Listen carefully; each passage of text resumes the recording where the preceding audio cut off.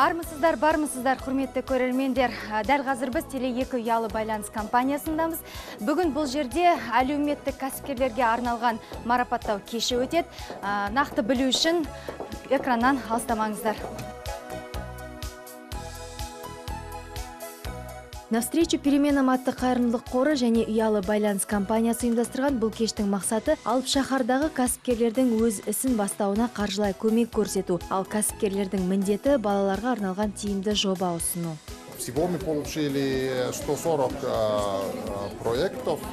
Біз жалпы 140 жобаны қабылдадық. Арасынан 6 адамның жұмыстарын таңдап, бүгін ең үздік 3-ін іріктеп алдық. Жақсы жобалар өте көп болды. Сондықтан ең үздіктерін таңдау оңайға соққан жоқ. Таңдалған 3 жобаның алғашқысы тұрғын үй ауласында балалар алаңын салу, мүмкіндігі шектеулі бүлдіршіндерге арнайы баспалдақтарды салу. Екінші үздік жоба. Әлия Арқарова осы жобаның 3-ші жеңімпазы.